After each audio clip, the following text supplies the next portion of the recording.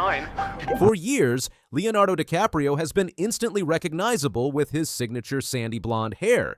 It's been part of his identity, almost like a visual trademark. Do you love him? Pardon me? Do you love him? You're being very rude. You shouldn't be asking. From Titanic to The Great Gatsby, that soft golden hair has followed him through iconic roles and red carpet appearances. Funny. Look, it's my house. Fans have grown so used to this look that it's practically woven into how people imagine Leo. Charming, classic, and unmistakably blonde.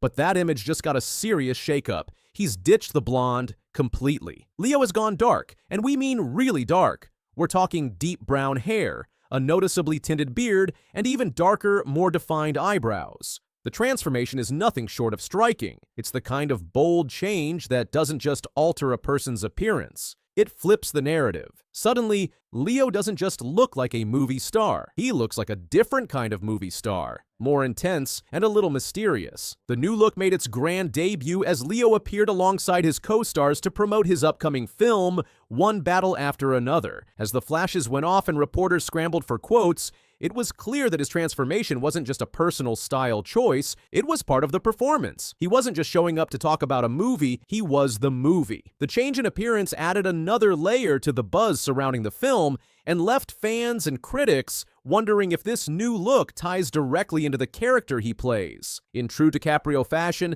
nothing about this switch-up seems accidental. Every detail, from the darker shades to the slightly rugged facial hair, seems curated to set a new tone, both for the film and for Leo's current public image. And once again, just like that, he's managed to capture everyone's attention without saying a word. There are no hands on the clock. Why? Because they're not needed. What time is it? And of course, he looked as cool as ever. He wore an all-black outfit, a suede jacket, tailored pants, and dress shoes. The whole cast looked amazing, by the way. Teyana Taylor was stunning in a navy coat dress, and Regina Hall looked incredible in a blue top and silver trousers. But let's be real, all eyes were on Leo and his new look. Now, the reactions online have been, well, mixed. Some fans are absolutely loving it. A lot of people actually like Leo's new darker hair. For many, no matter his age, he still carries that timeless charm and remains one of the greatest actors out there. But not everyone is impressed. Some are making lighthearted jokes calling it a midlife crisis, while others are being a bit more blunt, even poking fun at his weight. The internet can be pretty ruthless sometimes. Still, many fans believe this new look is likely for an upcoming movie role, and honestly, that makes perfect sense. He's an actor after all. Changing his appearance for a role is just part of his craft. And speaking of movies, let's talk about One Battle After Another. It sounds wild. It's a satirical black comedy directed by Paul Thomas Anderson. Leo plays a rebellious father who has to rescue his kidnapped daughter. The movie is based on Thomas Pynchon's novel Vineland, and it has a $140 million budget. Seriously, this sounds like it's going to be a must-see. This movie marks Leo's first leading role since Killers of the Flower Moon, which was nominated for a bunch of Oscars. He's not just known for his acting, he's also known for his dating life. And he's been making headlines recently because he's been dating Italian model Vittoria Soretti. She's 26, which of course has gotten people talking because there is an age gap between them. They've been together since 2023, and things seem to be getting serious. There have even been rumors of an engagement. Vittoria even talked about being in a relationship with one of the most desired people in the world, in an interview with Vogue France. She said that as long as their love is real, there's no reason to worry about the attention. That's a pretty cool way to look at it, right? Of course, Leo has been linked to a lot of famous women over the years, including Gisele Bündchen, Blake Lively, Rihanna, and Gigi Hadid, but it seems like he might have found something special with Vittoria. There were even some rumors that Leo was flirting with Teyana Taylor, one of his co-stars, but those rumors seem to have fizzled out. One Battle After Another is set to hit theaters on September 26, 2025. So mark your calendars, people. But back to Leo's transformation. Whether you love it or hate it, there's no denying it's become the talk of the town. Social media is buzzing, entertainment blogs are running headlines, and fans can't stop debating his new look. It's one of those rare moments in pop culture where a single image can set the internet on fire. And Leonardo DiCaprio knows exactly what he's doing. After all, this isn't just a random change, it's part of a calculated move. Leo's gearing up for the release of his latest film, and in the entertainment world, timing is everything. A bold transformation like this isn't just a personal choice, it's a publicity strategy. It grabs attention, sparks curiosity, and gets people talking not just about him, but about what he's working on. And whether viewers are fans or critics, one thing's for sure, they're paying attention. At the end of the day, that's kind of the whole point. In a media landscape that moves at lightning speed, staying relevant takes more than talent. It takes moments that capture public interest.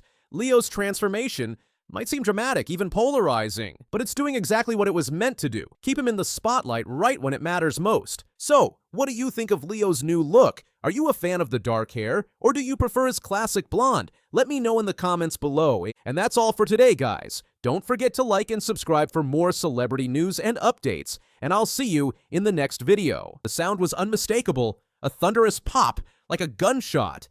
Bernard Langer looked down at his left leg, his expression dropping as he realized what just happened. In February 2024, at 67 years old, the German golf legend wasn't on a golf course when his Achilles tendon ruptured. The winner of 47 PGA Tour Champions tournaments was playing pickleball. For most 67-year-olds, this catastrophic injury would mean the end of competitive sports. The rupture of an Achilles tendon typically requires 6 to 9 months of recovery for young athletes in peak condition. At Langer's age, many doctors would advise a permanent retirement from high-level competition. The rehabilitation process is grueling. Constant physical therapy, gradual strengthening exercises, and the mental challenge of wondering if full function will ever return. But Bernard Langer isn't most 67-year-olds. For him, this devastating injury was merely a temporary obstacle on his continued journey toward golf immortality. His mindset never wavered. Not during surgery, not during painful rehabilitation sessions, not when his left calf muscle withered to half the size of his right. 9 months after that fateful day on the pickleball court, Langer stood on the 18th green at Phoenix Country Club, lining up a 30-foot putt with historic implications. No legend of the game has matched this consistency on any professional tour.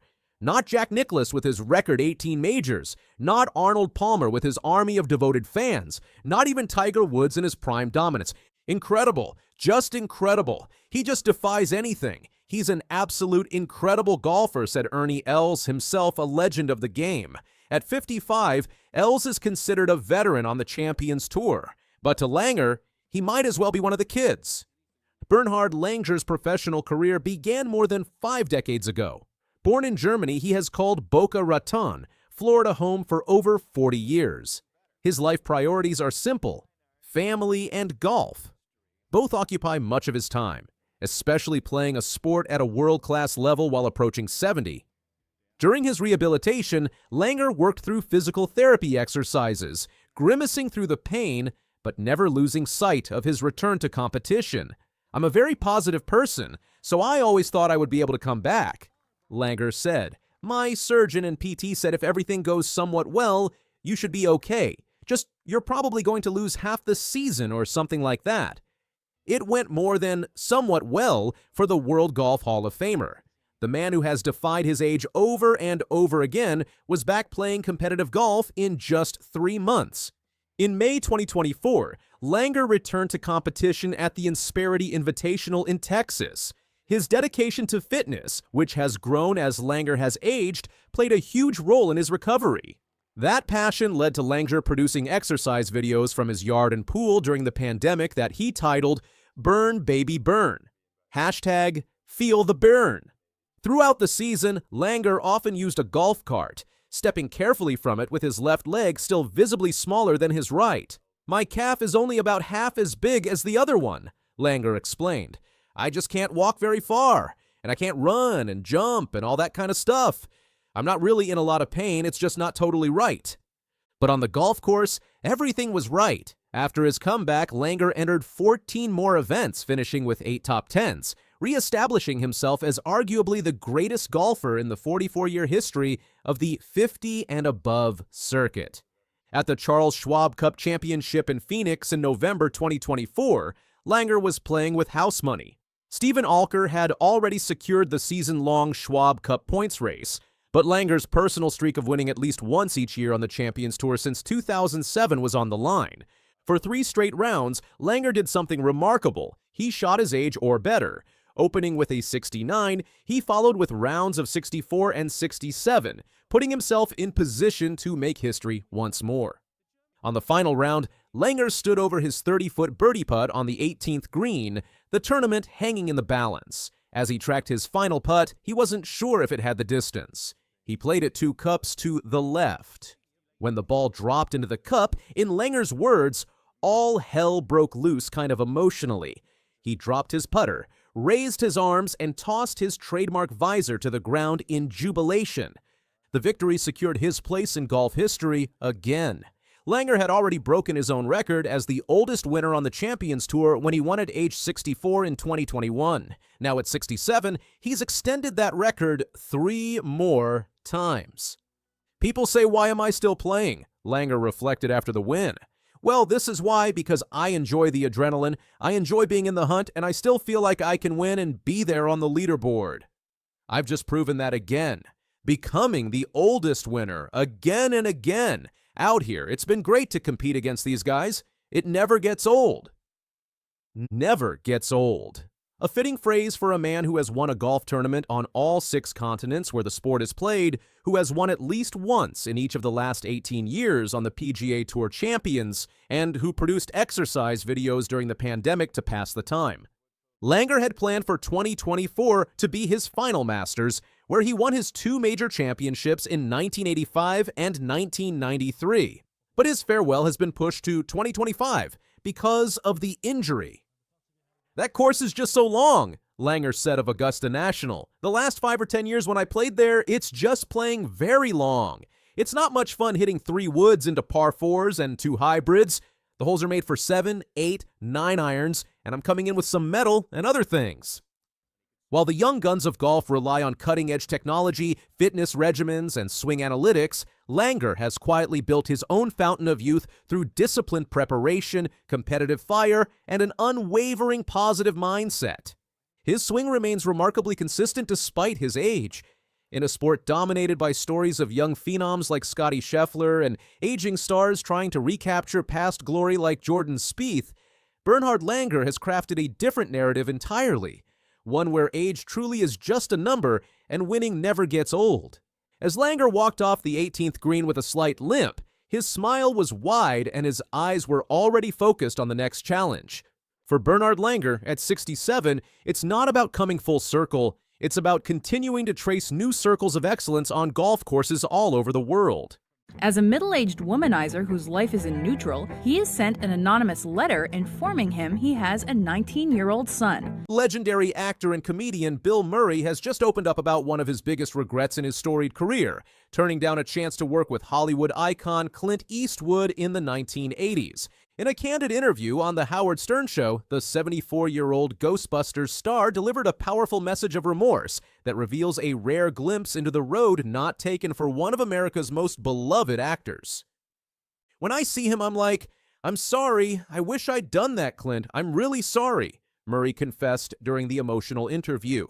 This apology relates to a decision made over 40 years ago when Murray, after the success of Stripes in 1981, got a surprising call from Eastwood with an offer to work together on a Navy-themed project. And I said, "Well, God, I guess maybe I shouldn't." But it's one of the few regrets I have, is that I didn't do it because it was a big scale thing, and I would have gotten I don't know if I'd have gotten a Great Destiny. It was more of a comedy, that one, but he had access to like the last of all these World War II boats, and he could have like made a flotilla and stuff, and there was some cool stuff in it, when I see him, I'm like, I'm sorry. I don't know what. I wish I'd done that, Clint. I'm really sorry.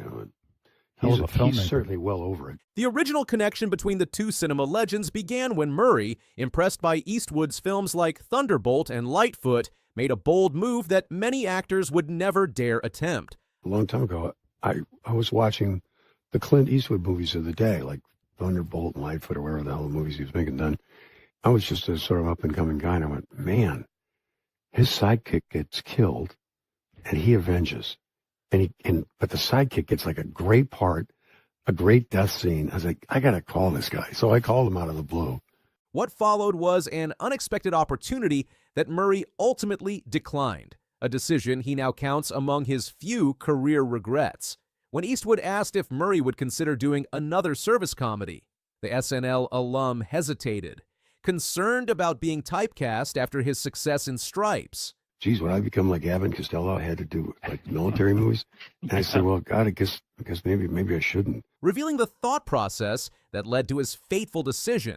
The film in question is widely believed to be Heartbreak Ridge, the 1986 war drama that Eastwood both directed and starred in, playing the gruff Marine gunnery Sergeant Tom Highway. While the movie still went on to become a success without Murray, the Groundhog Day star now recognizes what a spectacular missed opportunity it represented. 1, 2, 2.5. It's one of the few regrets I have is that I didn't do it because it was a big scale thing.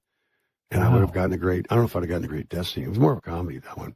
But he had access to like the last of all these World War II boats, and he could have like made a flotilla and stuff. And there was some cool stuff in it. Murray's confession is poignant because it comes from an actor whose career has been defined by an unorthodox approach to Hollywood. Known for not having an agent or manager and famously difficult to reach, he maintains only a personal voicemail box that he checks infrequently. Murray has built a reputation for being selective about his roles. This approach has led to both triumphs and missed opportunities. He's previously turned down parts in films like Who Framed Roger Rabbit, Monsters, Inc., and Little Miss Sunshine comes when both men are established legends. Murray has gone from an SNL comedian to a praised dramatic actor in films like Lost in Translation and Broken Flowers, while Eastwood, now 94, recently released his 40th film, Juror Number 2. Their nearly collaboration is a fascinating what-if in Hollywood history. Two artists with very different styles almost joining forces at the peak of their careers. Despite Murray's regret, he notes that Eastwood has long since moved past any disappointment over the missed opportunity. He's certainly well over it. He's a very resilient fella, Murray noted, acknowledging the director's legendary toughness and longevity in the industry. This comment underscores the respect Murray clearly holds for Eastwood, making his public apology all the more meaningful.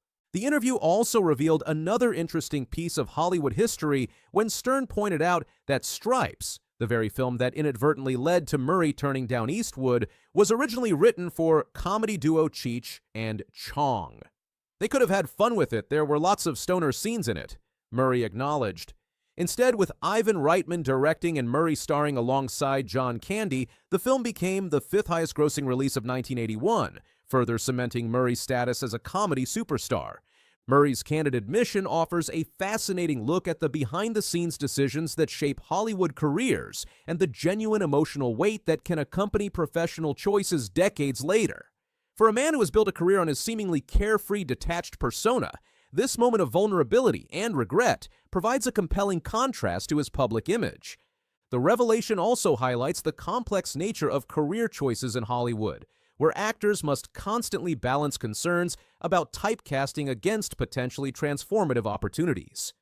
Murray's fear of becoming known solely for service comedies following Stripes ultimately cost him a chance to work with one of cinema's most celebrated directors. A reminder that even the most successful actors sometimes make decisions they later question. As Murray continues his eclectic career, recently appearing in projects as diverse as Wes Anderson's meticulously crafted ensemble films and the Marvel blockbuster Ant-Man and the Wasp: Quantumania, this glimpse into a path not taken offers fans a rare moment of reflection from an actor who has largely defined himself by looking forward rather than back. What do you think about Bill Murray's regret over not working with Clint Eastwood? Would their collaboration have produced something special, or were they perhaps too different in their approaches to filmmaking? And does Murray's willingness to publicly express remorse to Eastwood reveal something deeper about how he views his own legacy in Hollywood? The answers may never be known, but the powerful admission from one screen legend to another reminds us that even the most successful careers contain moments of what if.